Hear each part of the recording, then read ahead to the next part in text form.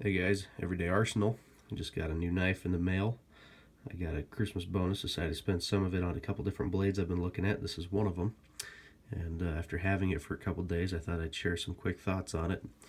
It's the Benchmade 551-1, which is basically just a factory upgraded Griptillian. I tried a few different Griptillians in the store. I liked the way they looked, so I picked one up, and as much as I like the looks, I never could get over the cheap, plasticky feeling of the handles, and so I never got one.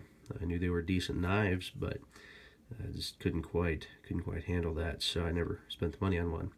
So I was excited when I saw that Benchmade had upgraded the handle material from the kind of the thermoplastic to G10, and my one disappointment with this knife is I thought that these blue liners here were aluminum and would perfectly match the standoffs, which are aluminum, but they're not, and they're just G10. But it still looks good, and it's not immediately apparent that they don't perfectly match the standoffs.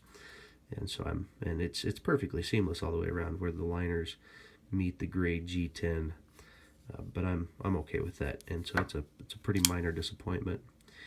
But the basic design is the same as the Griptillian. I'm not a expert by any means on Griptillians, so I don't know all of the exact differences. But same basic design, and it is tip up left or right hand carry, so it's ambidextrous. As long as you like tip up carry, you'll like that.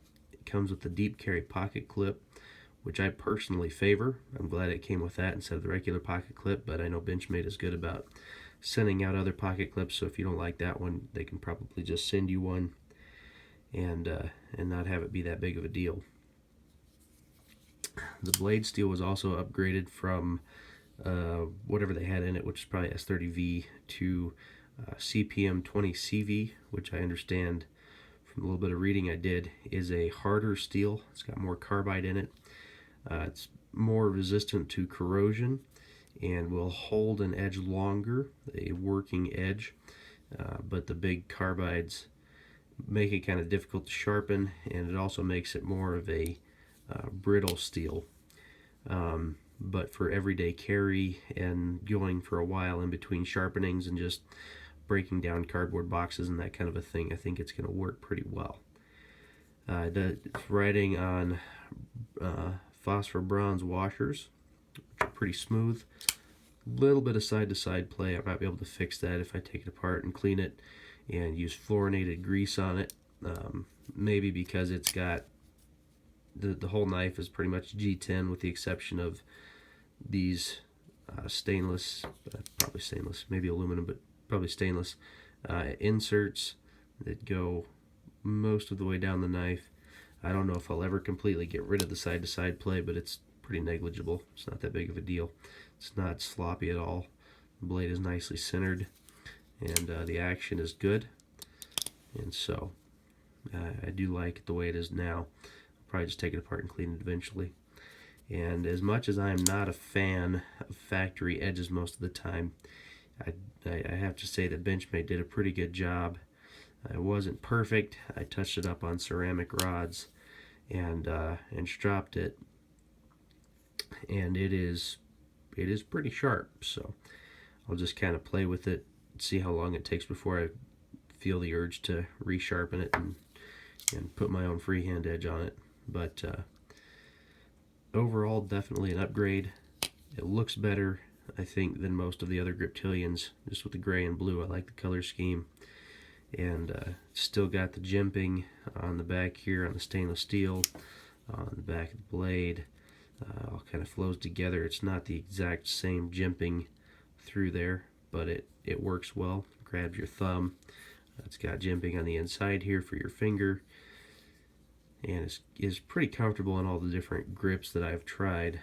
Probably the draw grip is maybe the least comfortable, but it's not bad at all. And then it does have some jimping on the butt of the knife and the G10, so it locks into your hand in the reverse grip.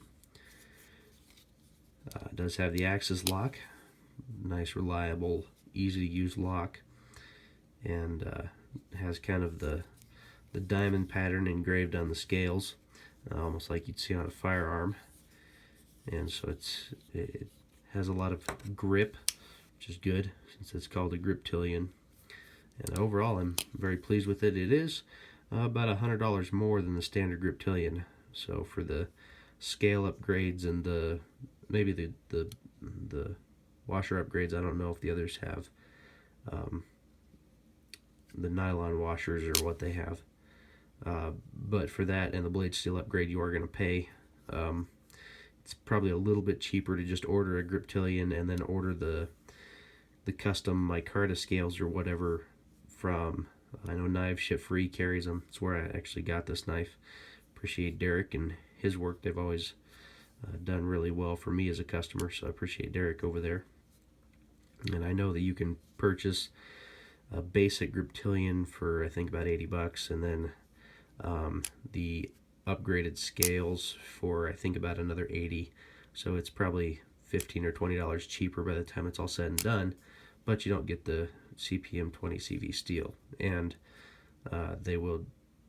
you'll not have, I don't think, the accented liners there. So I'm happy with this, and my recommendation, if you've been thinking about getting one and are kind of on the fence about it, there's not really anything about this knife that I don't like, and there are a lot of things that I do like. So I personally would recommend it. I think it's a great everyday carry option without being super expensive, and Benchmade has one of the best customer care policies out there. So I don't think you're going to go wrong with this knife.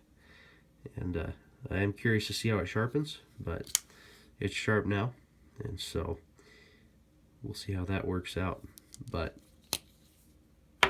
I think Benchmade has a winner here.